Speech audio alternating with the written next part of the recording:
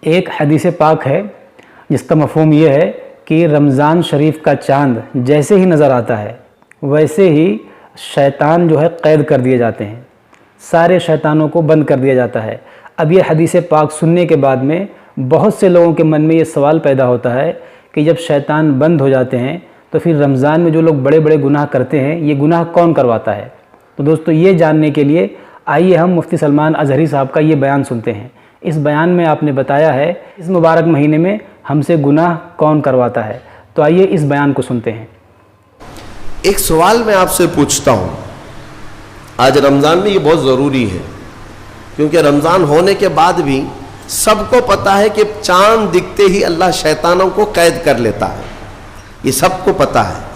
حدیث پاک میں بھی سرکش جنات اور شیطان دونوں قید ہو جاتے ہیں، ان کو قید کر دیا جاتا ہے، جب تک چاند نہیں دکھے گا یہ نہیں آئیں گے۔ لیکن جو 11 مہینے ہم بلیم ڈالتے تھے شیطان پر کہ ہم سے برائیاں ہو گئی، گناہ ہو گئی، کیوں؟ ارے شیطان ایسا کرا دیا، شیطان ویسا کرا دیا۔ اب رمضان میں کون کرا رہا ہے؟ شیطان تو ہے نہیں، پھر فجر میں سوتا کیوں ہے؟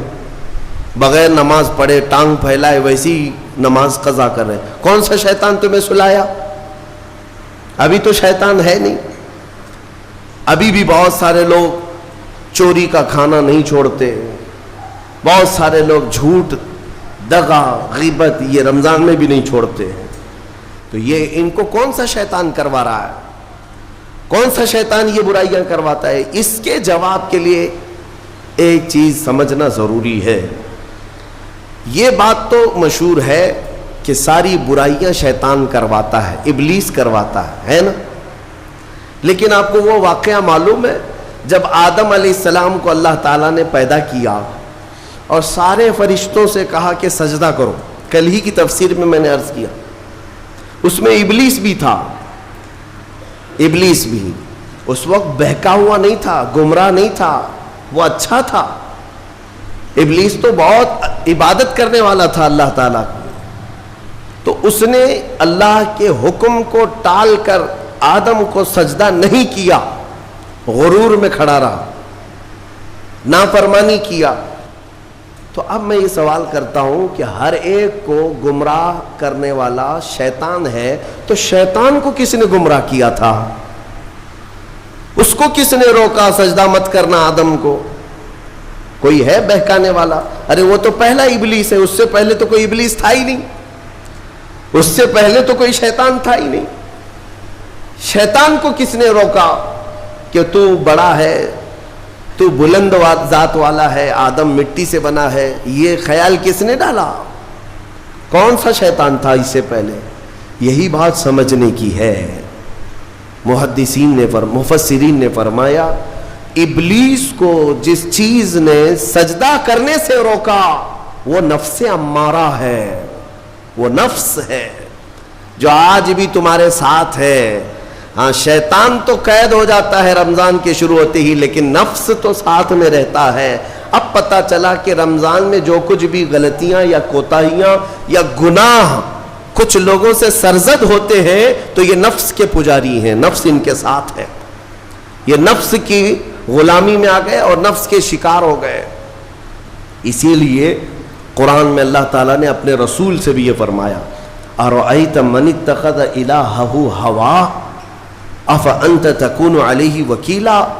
اے رسول کیا آپ نہیں دیکھتے کچھ لوگ ایسے ہیں جنہوں نے اپنے نفسانی خواہشات کو اپنا خدا بنا لیا ہے، اپنی خواہشات کو اپنا خدا بنا لیا ہے۔ اے رسول کیا آپ ایسوں کی سفارش کریں گے، ایسے لوگوں کی وکالت کریں گے؟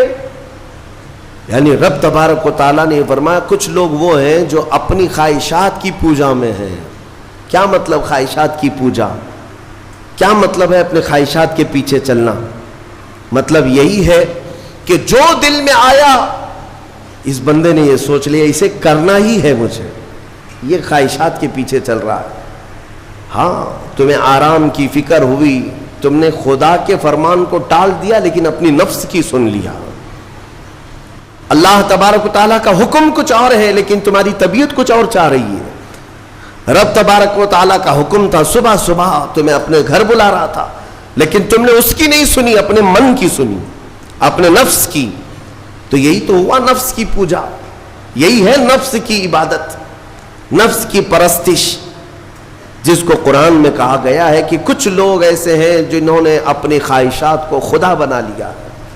یہ نفس امارہ جس کے بھی اوپر حاوی ہو جاتا ہے، اچھے اچھوں کو یہ ان کا تقوی بھسم کر دیتا ہے، ایمان سے بھی دور کر جاتا ہے. اس لیے میرے عزیزوں، میں جو عرض کرنے جا رہا ہوں وہ یہ ہے کہ ہمارے لیے زندگی میں سب سے بڑا چیلنج اپنے نفس امارہ سے لڑنا. آپ کو پتہ ہے رسول پاک صلی اللہ تعالیٰ علیہ وسلم ایک جہاد سے جب واپس مدینے تشریف لا رہے تھے، وہ جہاد بہت سخت تھا، صحابہ زخمی تھے، بہت گھماسان کی لڑائی ہوئی تھی، لیکن جب واپس مدینے آ رہے تھے تو میرے آقا نے ایک جملہ فرمایا تھا، رجعنا من الجہاد الاصغر الى الجہاد الاکبر. اے میرے صحابہ، ہم چھوٹے جہاد سے بڑے جہاد کی طرف جا رہے ہیں. صحابہ نے پوچھا اس سے بڑا جہاد اب کون سا ہے یا رسول اللہ؟ میرے آقا صلی اللہ علیہ وسلم فرماتے ہیں، اے میرے صحابہ، اپنے نفس سے لڑنا اب یہ بڑا جہاد ہے، نفس سے لڑنا بڑا جہاد ہے. میرے عزیزوں، یہ خواہشات کو ہی ختم کرنا ہو، اس نفس کو اگر کنٹرول میں لانا ہو تو کیا کرو گے؟ نفس امارہ سب کے پاس ہے. قرآن میں مولا فرماتا ہے وَمَا أُبَرِّئُ نَفْسِي إِنَّ النَّفْسَ لَأَمَّارَةٌ بِالسُّوءِ إِلَّا مَا رَحِمَ رَبِّي. کوئی اپنے نفس سے بچ نہیں پائے گا سوائے وہ شخص جس پر میرا رب رحم فرمائے. اللہ کا رحم جس پر ہو گیا وہ اپنے نفس سے بچ جائے گا.